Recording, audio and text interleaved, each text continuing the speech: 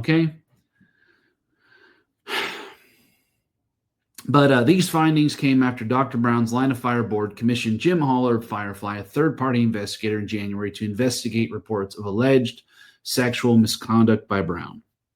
Specifically, former Secretary Sarah Monk claimed that Brown swatted her rear end, kissed her, held her hand, and allowed her to sit on his lap in the early 2000s while he headed up the Fire School of Ministry in Pensacola, Florida. All right? So let me just say this, okay? You may think it's no big deal. You may think, oh, what's the harm? He never went full penetration. He never, went all the way in a full-blown affair. You may say that, okay? But let me tell you something. If you do say that, you just don't know what you're talking about. Okay? You do not know what you're talking about. Okay? You and I have no right to dismiss, okay, or to minimize what Sarah Monk says was her experience and how this has affected her all these years later. Okay, you had a similar case, okay, with Robert Morris and his victim. Okay, now I won't say it's the same as that case because it's not. Each case is different, but similar. And here's the similarities. Robert Morris downplayed it because he said, hey, I didn't go all the way. Hey, I didn't have sex with her. Hey, I didn't, get into bed with her. Okay, now Robert Morris went further than Dr. Michael Brown in that Robert Morris did actually molest this girl and touch her and do things of a essay nature, that Dr. Brown didn't go that far with. But it reminds me of that case because Robert Morris downplayed it. Okay. But just because Robert Morris's victim, didn't experience the full-blown, experience doesn't mean that she wasn't seriously affected, emotionally scarred, traumatized from it. She was traumatized. Okay. And you and I have no right to say that she wasn't. Okay. In my experience as a kid, the Lord actually rescued me from it going all the way. But you can better believe that it was going all the way with the adult woman pastor that abused me. And it didn't matter if it didn't go all the way. It was traumatizing. And I carried the trauma and the shame of what happened to me as a kid for many, many years. I don't claim to be a victim. I don't have that identity, but you better believe it was scarring, it was damaging, and it was traumatizing. And there were so many layers of it that I can't even explain to you. Okay? There's the emotional, the physical side of it. When you actually attach to someone, you feel that you're absolutely in love with this person. You're under this deception, thinking that God is somehow allowing this when he's not, and then having to break free from all that. But then there's the shame, feeling like it's your fault, okay? And I'm telling you right now, there is not equal culpability in these situations when there's a spiritual leader and someone under their authority. There's not an equal power dynamic.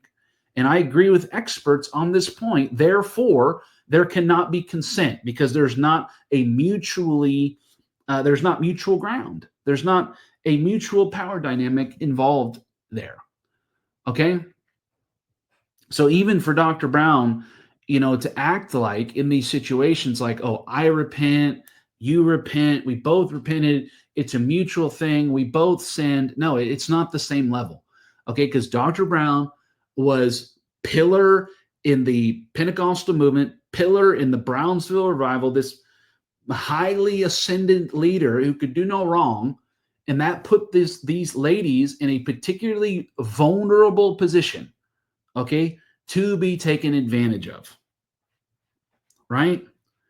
And it's not on equal footing, like it's been suggested so many times by some of these people. But, once again, saints, how dare we downplay Sarah Monk's experience? How dare we downplay the experiences